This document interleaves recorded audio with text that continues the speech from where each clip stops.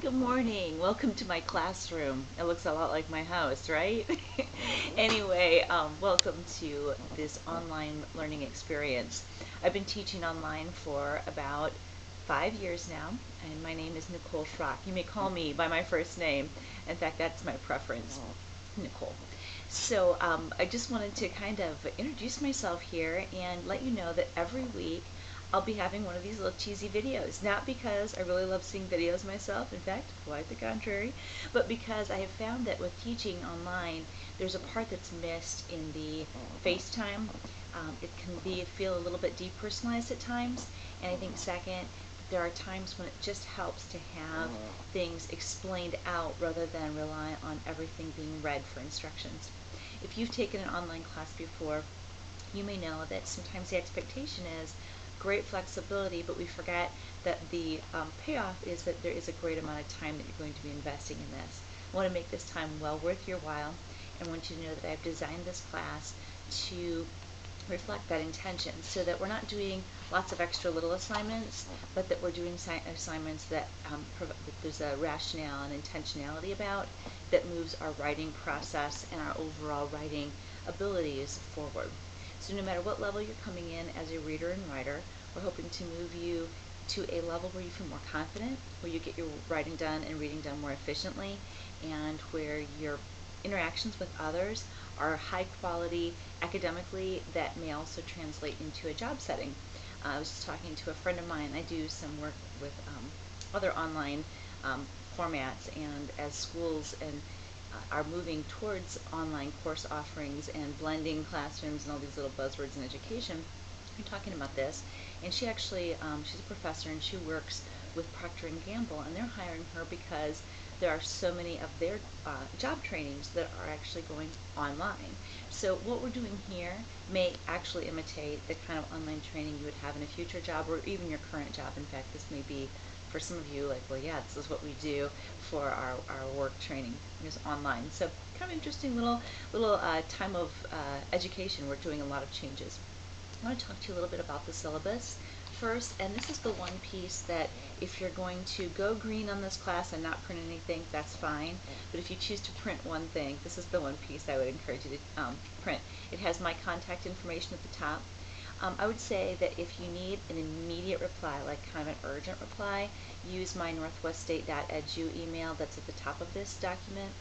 And if you need more, if you'd like to have more of a, when I get into the classroom type of reply, those types of things can be sent. In fact, if I need the classroom to answer your question, like, hey, I think that you forgot to grade something of mine, okay? Send that one to the classroom and I'll notice it there. Okay, there's some course description, types of things, course objectives. I think it's good to kind of know those at the beginning. You don't have to memorize them, but at least you know where we're headed. It's kind of like a target, we're narrowing in. There's a breakdown of points. It's approximate, but we stick pretty closely to that. There's an explanation of all assignments. So do take time to look at the expectation there. A little academic honesty and compliance with the American Disabilities Act blurb. But basically what I really want you to camp out on is this tentative course schedule. And I call it tentative because it gives me a license to change things if we need to, but I've not really had to change it much. And it is a course I've taught before, so it should work for us, okay? The pace is pretty quick at the beginning, and it slows down a little bit towards the end as we work on our final research paper. I'll just kind of give you a heads up on that. There's about three to four assignments a week. Like I said, I'm trying to pare it down and make it reasonable, but we're also shoving a 15, 16-week class into an 8-week class, which is a little tricky. The first week, today through the 9th, by the way, my week in my mind is Monday through Sunday at midnight is a week. And everything in this course needs to be turned in at Sunday at midnight unless otherwise specified. So just kind of keep that in your head. It will show up as late if you cut it really close and you set it in at Sunday at midnight. But please know that I'm aware of that. I can see the time that it comes in. And the way that I have it set up, it will say, it actually says Sunday at 11:55, because I've found that if I put Sunday at midnight, it's technically, calendar-wise, that's Monday 12 a.m. and I've had students, that's been very confusing to people. So Sunday at 11:55 is what deadline says in the assignments in the grade book, but you have until midnight. And there's actually a little buffer in there. It won't like lock you out right away. In fact, if you're running late, it will let you turn things in late, although you'll notice that I have a late work will not be accepted policy. You need to, if you're sending something in late, there needs to be an explanation with it. Okay, so the first week here, we're just kind of laying some groundwork. We're going to do a little reflection activity. It's worded as if you were a young college student. Don't take that too literally, okay? Some of us, it's going to ask you to reflect back on high school, and for me, that's a long reflection back, okay? I'm old. And so I've been out of high school a long time, but it's still kind of a fun activity. And the whole point of this activity, besides kind of a way to get to know us in a comfortable way, get to know each other, is that you are setting up, each of the statements reads like an argument. Each of the templates that you're filling out for this activity is a they say, I say statement, which means an argument. Here's what society says, here's what I say. Sometimes we agree with society, sometimes we don't, sometimes we're a little bit of each, and the templates allow you to experiment with that format that we'll be using eventually to create thesis statements. So this is kind of a resource as well. Everything has purposes, right? We're also going to do a little bit of an MLA exercise just to kind of get the rust knocked off of that concept. The readings, I will say skim if it's more instructional reading in the syllabus, and then if it doesn't have the word skim beside it, we're doing a closer reading, just so you know. So you may not need to read all of the page numbers here, but be aware of what's there as a resource. And then the exercise for this will be a Dropbox assignment only. I want you to put the reflection activity in the discussion board as well as hand it in to me, because I'm going to grade it, give you credit for it. We have to have an initial assignment that we kind of keep track of, but I also want you to have these answers shared out with each other so you can kind of see how your lives compare and contrast.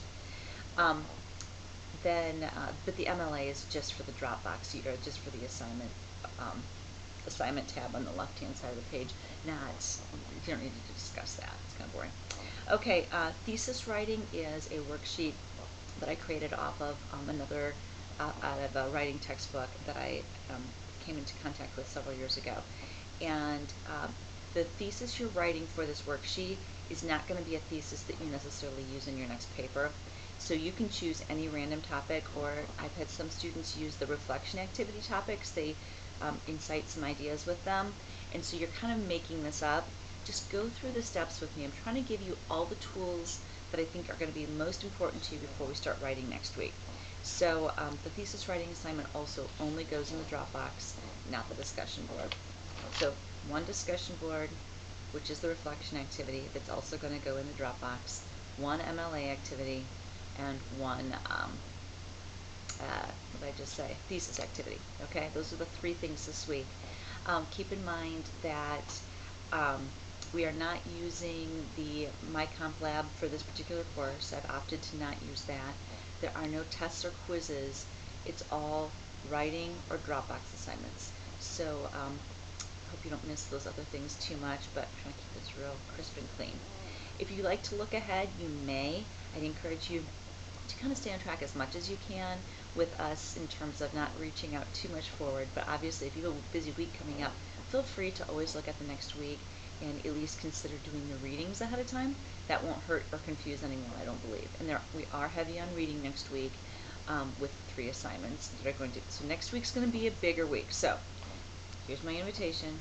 I don't think it'll confuse you too much to jump into next week and start the reading if you wish. That's all I have for you today. I hope you guys have a great week. We're going to be in big transition here. This week's my kids' first week home from school.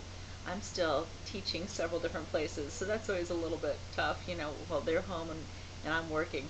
And my parting words of wisdom for today are a e-card I saw that said, cleaning teeth while the kids are cleaning, I messed it up, cleaning the house while the kids are home is like brushing your teeth while eating Oreos.